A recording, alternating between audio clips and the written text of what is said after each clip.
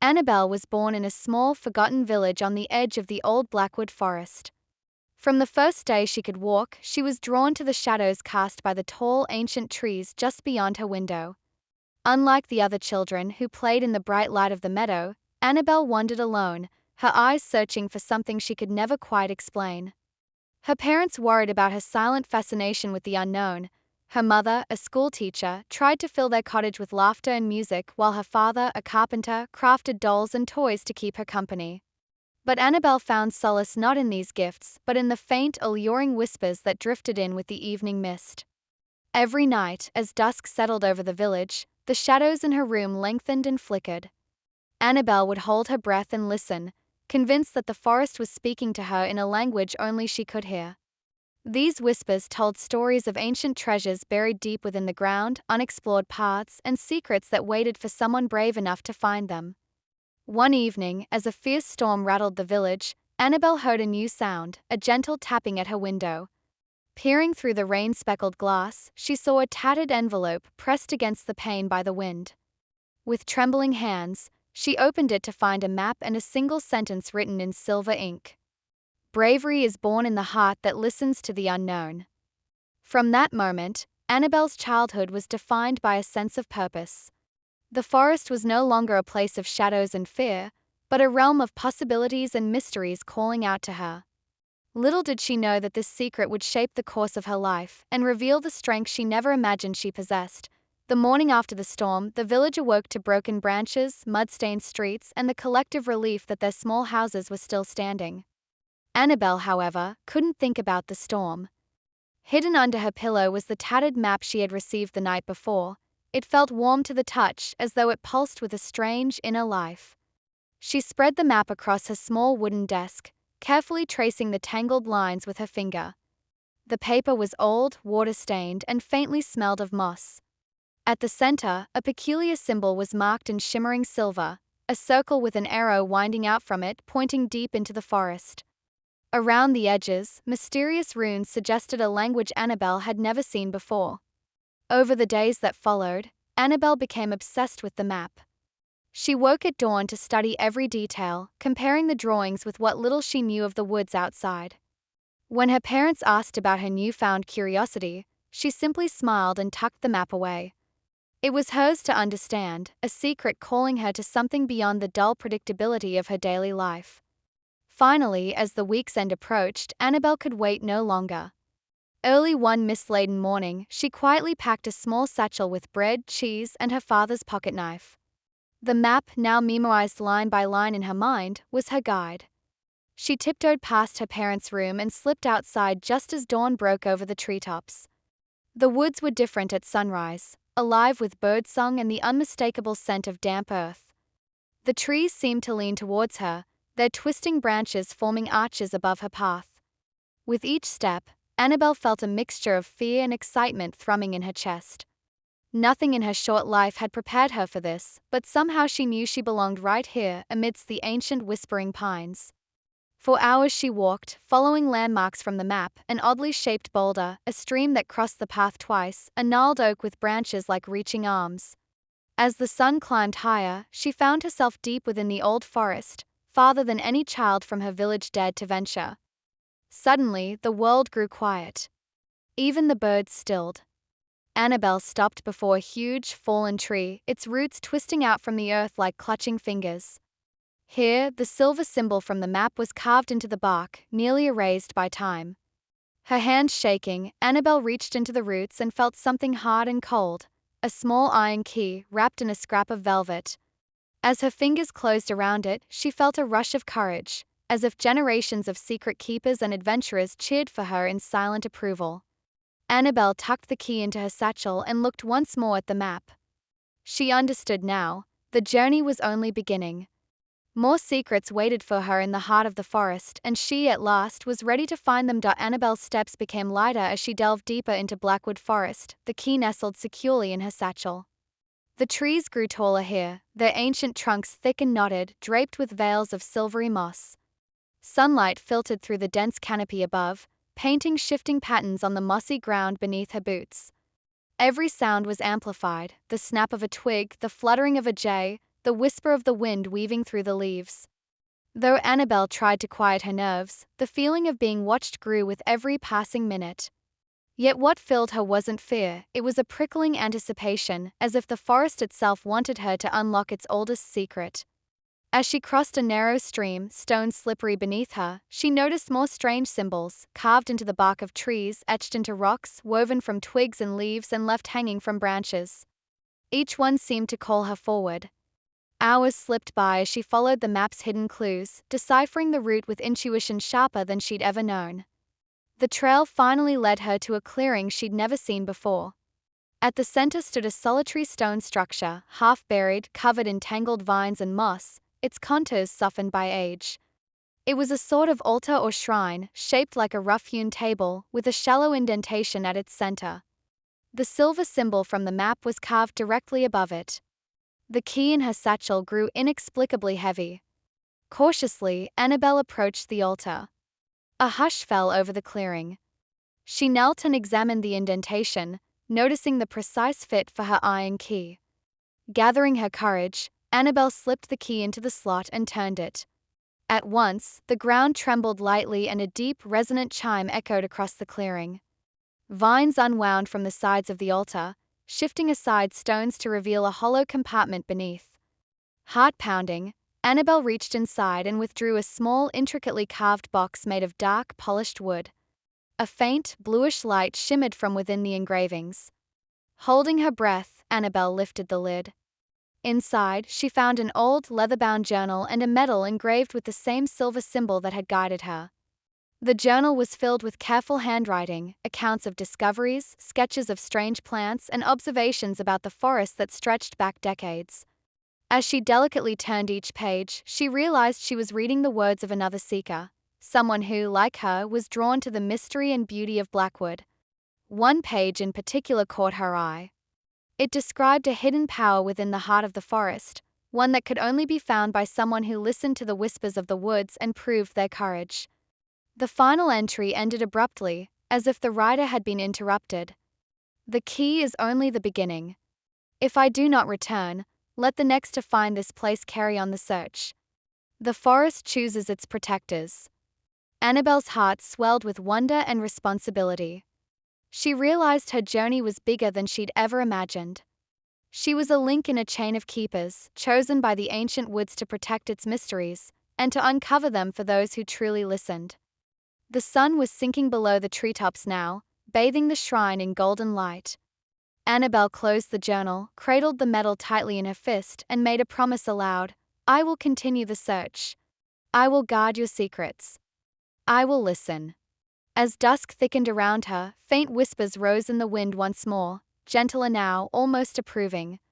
Armed with the journal and a newfound sense of destiny, Annabel began her walk back to the village, forever changed by what she had discovered. After returning from the forest, Annabel could hardly sleep. The journal became her nightly companion, its pages a doorway into another world, one where courage, curiosity, and destiny intertwined. By candlelight, she traced the elegant script and copied its symbols, practicing their meanings and devouring the knowledge of rare herbs, secret forest paths, and warnings scribbled like riddles.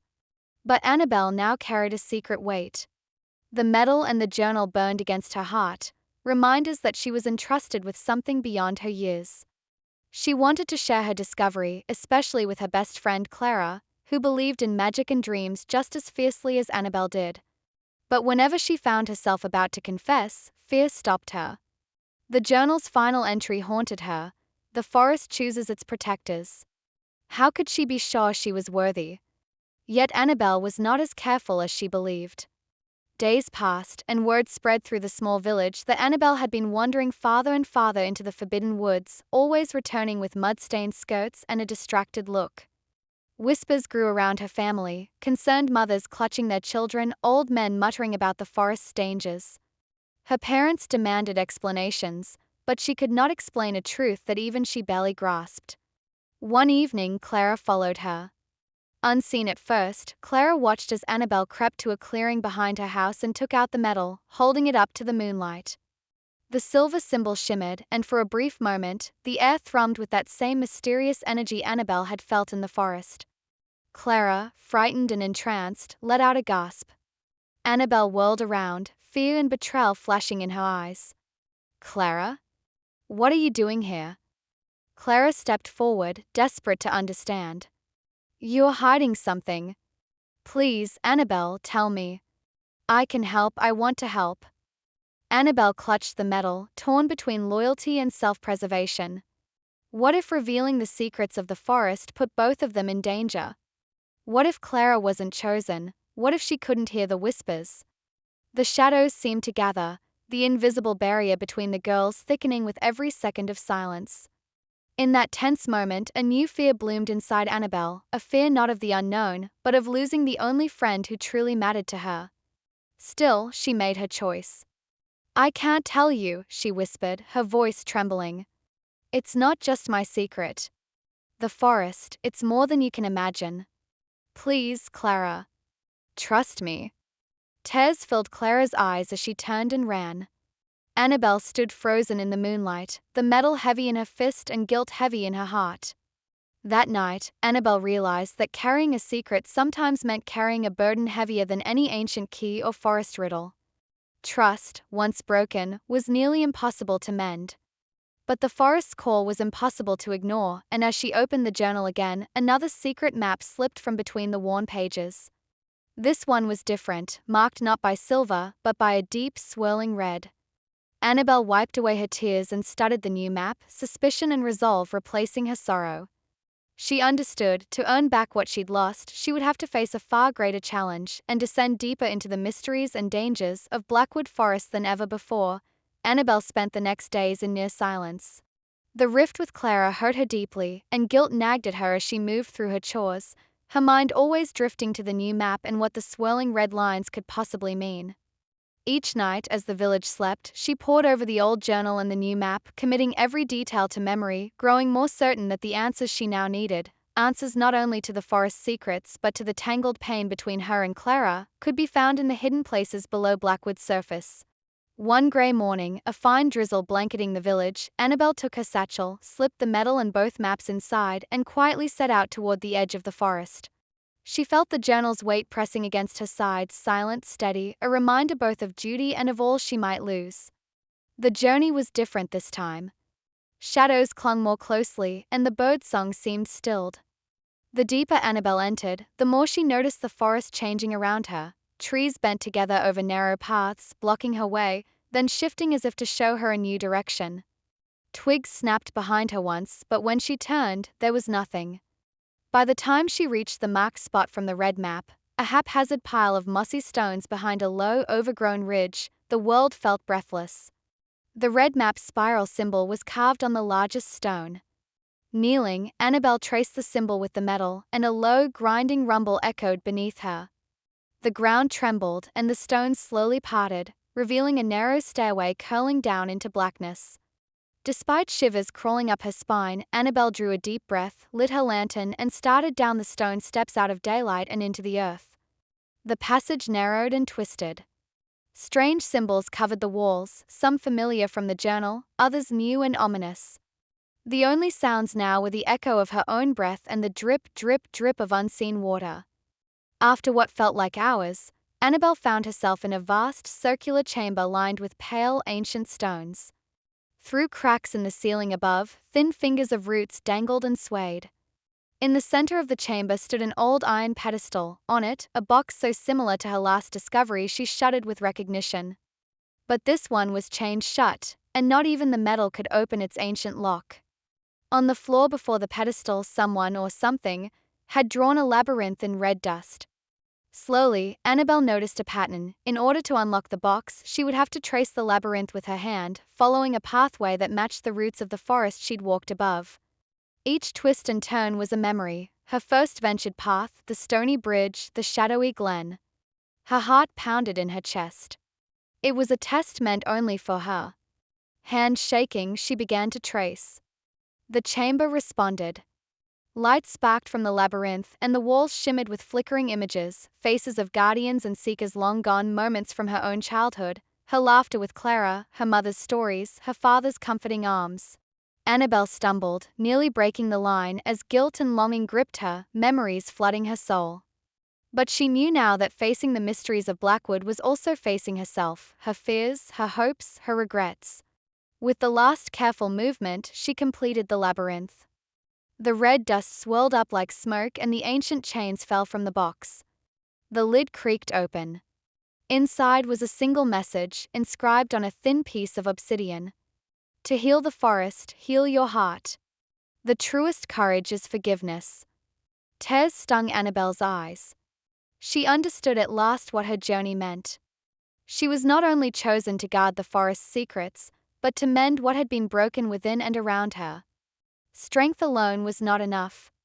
She must have both bravery and compassion, must find the courage to forgive and be forgiven if she was ever to become a true protector of Blackwood.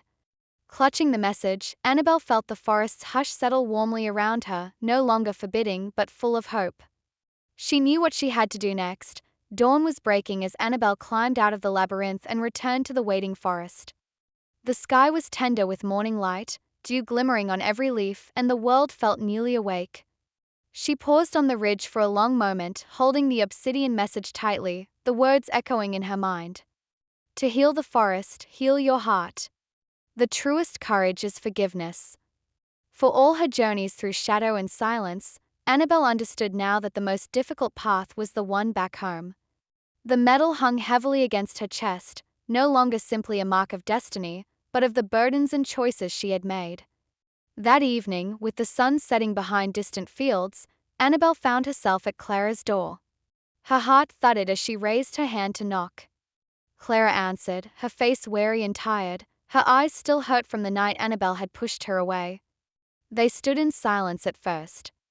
Then Annabel, voice trembling but sincere, spoke the truth about the map, the journal, the medal, the forest's call, and most importantly, about how her secrecy had come not from distrust but from fear. She showed Clara the obsidian message and the medal, asking for forgiveness not just for what she'd hidden, but for letting her greatest friendship grow brittle under the weight of mystery. At first, Clara said nothing, but Annabel saw something shift in her friend's eyes. Instead of fear or jealousy, there was understanding, the kind forged only through true bonds. Slowly, Clara hugged Annabel, and the two girls cried together beneath the gentle hush of dusk. Something in Annabel's chest eased. She realized that the magic of the forest, the courage that had brought her so far, was intertwined with the love and trust she shared with others. That week, side by side, they returned to Blackwood Forest. Annabel no longer had to shoulder her secrets alone. With Clara's help, she uncovered new mysteries, shared the wonders held in the journal, and learned to listen more deeply to both the whispers of the woods and the voice of her own heart. Seasons passed, and Annabel grew into a young woman known throughout the village, not just for her bravery, but for her wisdom and kindness. The legend of the Guardians of Blackwood Forest grew, and Annabel, keeper of stories and secrets, taught others that true greatness was not in what you found hidden in the world, but in what you found and mended within yourself and those you loved. And so, beneath the ever-whispering branches of Blackwood, Annabel's story became part of the forest's own, a light shining through the ancient canopy, promising that every mystery, every fear, and every secret could, at last, lead to forgiveness and hope.